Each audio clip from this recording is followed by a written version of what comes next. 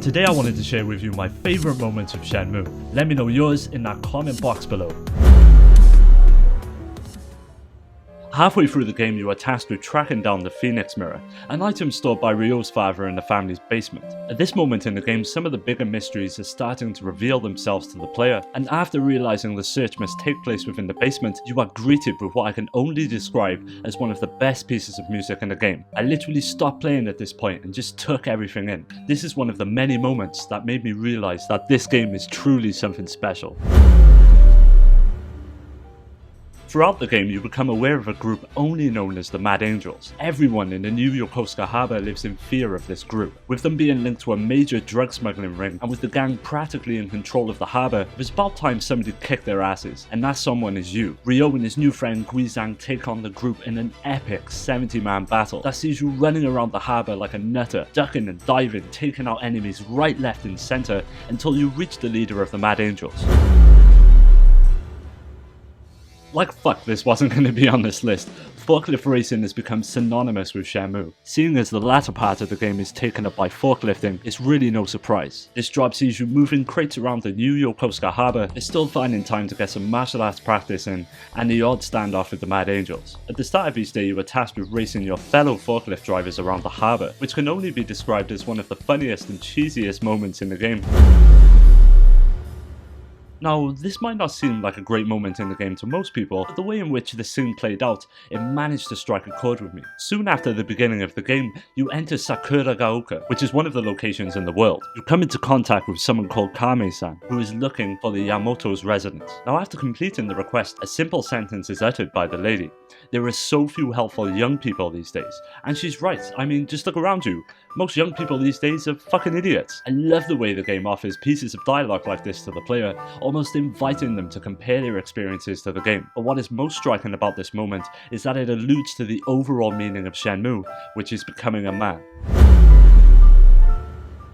When first leaving your house in the game, you run into one of the children who lives in the local area. Her name is Megumi, and she has found an injured kitten that unfortunately lost its mother due to a car running her over. The same car, in fact, that is present outside of Ryo's house during the intro sequence to the game. Whilst conversing with Megumi, Ryo comments that the cat is young but already an orphan, mirroring what is happening to himself, and is one of the first signs of him coming to terms with his father's death. Throughout the game, you can optionally feed the cat by visiting the various shops in the area to buy such items as fish and milk that the cat will enjoy, and by doing this, the cat will slowly over the course of the game become better and will eventually be able to walk around again until finally being allowed to live with Megumi. Nozomi is the main character's love interest throughout the game, and not many people know that most of the dialogue that takes place between these characters is actually hidden in optional telephone calls that can be initiated between them. Ryo and Nozomi's relationship is clearly one of affection, and throughout the game this relationship will grow, but with Ryo being too busy tracking down sailors, their love for each other never really has the chance to blossom. First introduced in the game whilst exploring Dobuita, she can be found helping out at her grandmother's flower shop. From there she is a constant feature in the area, allowing you to open a dialogue with her, to ask her for help, or to just have a chat. One of the best aspects of Shenmue has to be its side activities, and one of these sees you collecting miniature toy capsules from the various shops dotted around the game world. These toys are characters or items from Sega's many IPs, including classics such as Sonic, Virtua Fighter and Hang-On. Whilst buying items in the shops situated throughout the game, Ryo will get entered into a short raffle upon purchasing something, and will be given the opportunity to acquire rare capsule toys. The toy capsules can become highly addictive, and you'll probably see yourself spending way too much time trying to collect them all. Situated in Dobuita, the ironically named U Arcade lets you play many of Yu Suzuki's past hits, Space Harrier and Hang-On, as well as darts and a mini punching game that takes advantage of the QTE system. During the main adventure, you will often find yourself with a lot of time to spare. This is mainly why these side activities were added to the game, offering the player many choices for what to do with the time they are given. You can also win games from the Tomato convenience store to play on the time-traveling Sega Saturn that is present in Ryo's house. To be honest with you, I found myself going to the U Arcade quite a bit. I mean, personally, I love Yu Suzuki's past games, so it was great to be able to play them.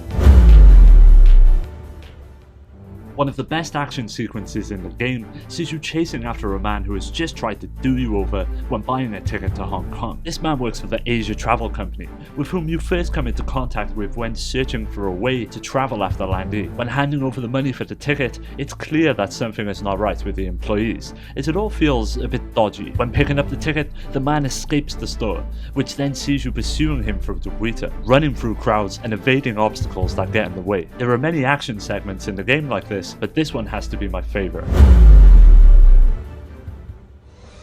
The way in which we are introduced to the world of Shenmue has to be one of the most powerful and thought-provoking intros in gaming's history. As the game opens, you are presented with a main character running, fully unaware of the life-changing events that are about to happen. Upon entering his home, the main character Ryo is plunged into a standoff between his father Iwao and Landi. Now, the amount of mystery present within this opening would make any lost fan giddy and sets up the saga beautifully, providing the player with enough motivation to carry the story on in search of Landi.